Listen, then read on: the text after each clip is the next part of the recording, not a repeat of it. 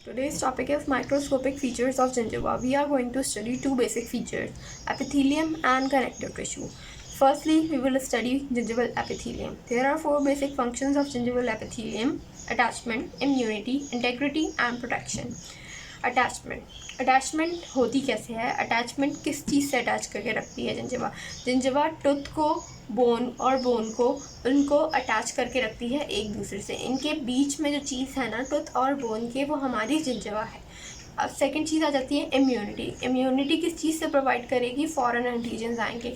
Foreign antigens जब attach करते हैं तो ये जो है जिंजिवा जो होती है हमारी, जिंजिवल सल्कस के अंदर से बैक्टीरिया जा सकते हैं। दिस प्लेस हेयर, ये यहाँ पर जिंजिवल सल्कस है, ठीक है। यहाँ पे अगर कोई बैक्टीरिया आया और उसने इन्फ्लेमेशन की, किसी भी वजह से इन्फ्लेमेशन हुई, तो ये हमारी जिंजिवल सल्कस जो है अपने सेल्स को एक्टिवेट करेगी, हीमोस्टेसिस फंक्शंस को एक्टिवेट करेगी। सेल्स की जो है डिफ्रेंसीशन में चेंज आएगा और सेल डेथ होगी, और सेल्स जो है अपने आप को प्रोटेक्ट करने की कोशिश करेंगे, यानी कि अपनी बॉडी को प्रोटेक्ट करने की कोशिश करेंगे। थर्ड पॉइंट आ जाता है हमारी इंटीग्रिटी। ये जो है हमारे आर्किटेक्चर को मेंटेन करने में हेल्प करती है जिंजिवा।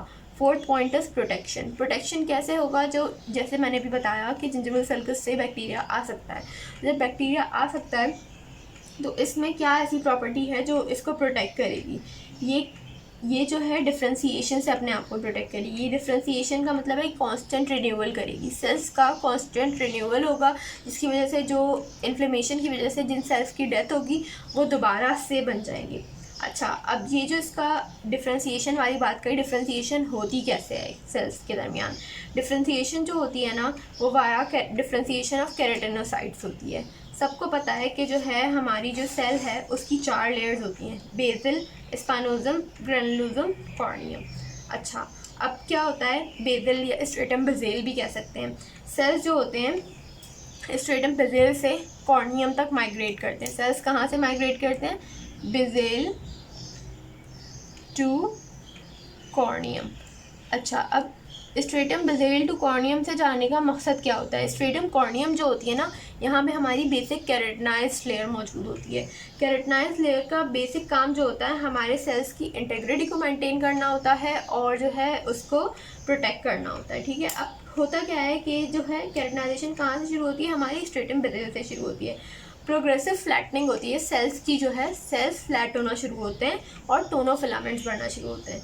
उसके बाद अगली लेयर में जाते हैं तो क्या होता है? Granular layer. ग्रैनुलर लेयर में हमारे क्या होता है? केराटोहाइलिन ग्रैन्यूल्स बनना शुरू होते हैं, जिनके अंदर केराटिन मौजूद होता है, ठीक है। अब उसके बाद अगली लेयर में जाते हैं तो हमारे पास क्या होता है कि जो है न्यूक्लियस डिसअपेयर होना शुरू हो जाता है। केराटिनाइजेशन का एक ये भी फीचर है कि न्यूक्लियस डिसअपेयर हो जाता है, ठीक है। और ये कौन सी केराटिनाइजेशन होती है जिसमें न्यूक्लियस डिसअपेयर हो जाता है? ऑर्थोकेराटिनाइज। ऑर्थोकेराटिनाइज और पैराकेराटिनाइज, दो तरह की जो है हमें केराटिनाइजेशन मिलती है जिंजिवा में, लेकिन ऑर्थोकेराटिनाइज में न्यूक्लियस डिसअपेयर हो जाता है और पैराकेराटिनाइज में न्यूक्लियस डिसअपेयर नहीं होता। ये बेसिक डिफरेंस है। उसके बाद क्या होता है? जब न्यूक्लियस डिसअपेयर हो जाता है तो केराटिनाइजेशन कंप्लीट हो जाती है और इसको हम ऑर्थोकेराटिनाइज एपिथेलियम कहते हैं, ठीक है। अब जो है हम इसके जो है types of epithelium on the basis of location, कौन कौन सी लोकेशन के हिसाब से हम इसकी जो है एपिथेलियम को डिफाइन करेंगे। Now types of epithelium. Oral epithelium जो है हमारी मेटाबॉलिकली एक्टिव है, यानी कि ये अपने फंक्शंस कर सकती है खुद। अब जो है ये जो होती है ना, कोई भी एक्सटर्नल स्टिमुलाई आएगा, फॉर एग्जांपल बैक्टीरिया आया है, कोई हमसे कोई इंजरी हो गई, इट विल प्रोटेक्ट अस, ठीक है। कैसे प्रोटेक्ट करेगी? इसी की वजह से 3 तरह की एपिथेलियम होती हैं, जगह के हिसाब से है कौन कौन सी लोकेशन में कौन कौन सी एपिथेलियम होती है। ओरल और आउटर एपिथेलियम, ये जो है हमारी आउटर मार्जिनल जिंजिवा, यानी कि हमारी ये जो मार्जिनल जिंजिवा की चीज़ है ये, और जो है सरफेस ऑफ अटैच जिंजिवा और मार्जिनल जिंजिवा, इस हिस्से को जो है हमारी ओरल या आउटर एपिथेलियम प्रोटेक्ट कर रही होती है, ठीक है। Marginal, MG indicates marginal gingiva and AG indicates attach gingiva. ये मेनली इसको और जो है जिंजिवल क्रेस्ट को, यानी कि ये वाली जो चीज़ है जिंजिवल क्रेस्ट को जो है ये प्रोटेक्ट कर रही होती है। इसकी थिकनेस कितनी होती है? 0.2 to 0.3 mm थिक होती है। हम थिकनेस कभी कभी BCQs में आ जाती है। थिकनेस किस हिसाब से होती है? कभी कभी जगह पे thickness according to cell layers के हिसाब से लिखी हुई होती है या मेंशनड होती है, ठीक है। अच्छा, ये वाली जो एपिथेलियम होती है ना, ये केराटिनाइज्ड होती है। केराटिनाइज में मेनली इसमें केराटिनाइजेशन जो हो रही होती है वो पैराकेराटिनाइज्ड एपिथेलियम होती है, ठीक है। अब 4 लेयर्स होती हैं, वो पहले भी बताया था, बेज़ेल, स्पाइनोजम, ग्रैनुलोजम, कॉर्नियम, ठीक है। सेकेंडली हमारी आ जाती है, यहाँ पे लिख देती हूँ, thickness 0.2 to 0.3 mm, circular epithelium.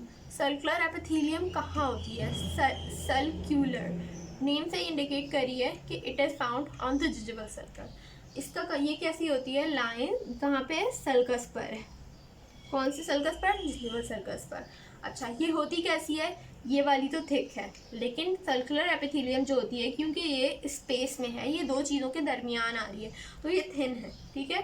Thin है और नॉन केराटिनाइज्ड है, यहाँ पे केराटिनाइजेशन नहीं हो रही। Junctional epithelium is also non-keratinized. Only oral and outer epithelium is keratinized. Circular and junctional epithelium both are non-keratinized. अच्छा, सर्कुलर एपिथेलियम में के सेल्स जो होते हैं, इनमें हाइड्रोपिक डीजनरेशन भी हो रही होती है। हाइड्रोपिक डीजनरेशन का मतलब होता है सेल्स में फ्लूइड एक्यूमुलेट हो रहा है, ठीक है। फ्लूइड एक्यूमुलेट क्यों हो रहा होता है? फ्लूइड एक्यूमुलेट इसलिए हो रहा होता है कि जो है ये सल्कस बना हुआ है, डेप्थ बनी हुई है। ओरल म्यूकोजा में हमारा जो है सलाइवा प्रोड्यूस हो रहा है, तो नॉर्मल सलाइवा जो है आके यहाँ स्टक हो सकता है, या बैक्टीरियल इन्फेक्शन करवा सकता है। इन्फेक्शन से क्या होगा कि फ्लूइड जो है सेल्स में आना शुरू होगा, जिसकी वजह से सेल्स में इन्फ्लेमेशन होगी and cells will undergo cell death, ठीक है। अच्छा, ये जो होती है सेमी परमिएबल होती है। सेमी परमिएबल होती है, थिन है, नॉन केराटिनाइज्ड है और सेमी परमिएबल है। यानी कि अगर सेमी परमिएबल है तो इसमें से कुछ बैक्टीरिया जा सकते हैं अंदर जिंजिवा के। जंक्शनल एपिथेलियम, जंक्शनल एपिथेलियम जो है कॉलर लाइक होती है, स्ट्रेटिफाइड स्क्वामस नॉन केराटिनाइज्ड। कैसी है? Collar like stratified non keratinized, ठीक है, केराटिनाइज्ड है। इट इज 3 to 4 layers थिक, अप टू 20 लेयर्स। इसकी अप टू 20 लेयर्स होती हैं, ठीक है, 20 लेयर्स है इसकी। उसके अलावा इसकी लोकेशन कहाँ है?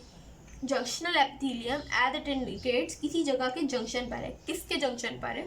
सीमेंटो इनामल जंक्शन। सीमेंटम और इनामल जहाँ पे कनेक्ट हो रहा है, ये उस जंक्शन पे मौजूद होती है, ठीक है। इसके अलावा इसकी थिकनेस जो होती है 3 to 4 लेयर्स थिक होती है, ठीक है, 3 to 4 लेयर्स थिक है और इसकी तकरीबन 20 लेयर्स होती हैं।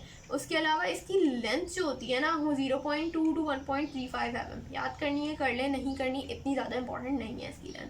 अच्छा, बनती कैसे है? Junctional epithelium as it indicate दो चीज़ों को मिला रही है, तो ये किससे बनती है? इसकी जो है हिस्टोलॉजी क्या है? ये ओरल एपिथेलियम और रिड्यूस्ड एनामल एपिथेलियम जब मिलती हैं ड्यूरिंग इरप्शन, तो इनके जो है ज्वाइनिंग से बनती है जंक्शनल एपिथेलियम। ये जो है इसमें इसकी जो है रीजनरेटिव प्रॉपर्टी है, यानी कि अगर सर्जरी करते हैं और हम जंक्शनल एपिथेलियम रिमूव करते हैं तो it can regenerate itself. Regenerative capability, ठीक है। उसके अलावा it is attach to the tooth via internal basal lamina और it is attach to the gingiva via external basal lamina. Internal basal lamina, external basal lamina जो है, these are the separate topics, तो इनको बाद में discuss करेंगे। उसके अलावा इसको जो है इंटरनल बेसल लैमिना जो होता है, इंटरनल बेसल लैमिना के ज़रिए कैसे अटैच होती है? इंटरनल बेसल लैमिना में हमारे जो है जिंजिवल फाइबर्स होते हैं। जिंजिवल फाइबर्स जो है इसको अटैच करके रखा हुआ होता है टूथ। लास्टली कैरेंडा में एक डायग्राम बनी हुई है जो ये उससे तो बहुत डिफरेंट है, but you need to know कि ये वाली जो लेयर होती है ना, ये हमारी कॉर्निफाइड या हॉर्निफाइड लेयर जिसको कहते हैं, ठीक है। कॉर्निफाइड लेयर के नीचे हमारी है ग्रैनुलर लेयर। इसमें क्या होते हैं? केराटोहाइलिन ग्रैन्यूल्स होते हैं, अच्छा, ये जो चीज़ नीचे होती है ना, नीचे हमारे होते हैं कनेक्टिव टिश्यू में हमारे पास क्या होती है? Blood vessels and blood vessel जो है यहाँ पे क्या होगी, बेसमेंट मेम्ब्रेन होगी। बेसमेंट मेम्ब्रेन में क्या होती है, हमारे बेसल लैमिना वगैरह मौजूद होते हैं। बेसमेंट मेम्ब्रेन के साथ बेसल लैमिना वगैरह मौजूद होते हैं और इनका काम क्या होता है, जिंजिवा जो हमारी एपिथेलियम होती है उसको जिंजिवा और टूथ से अटैच करवाना।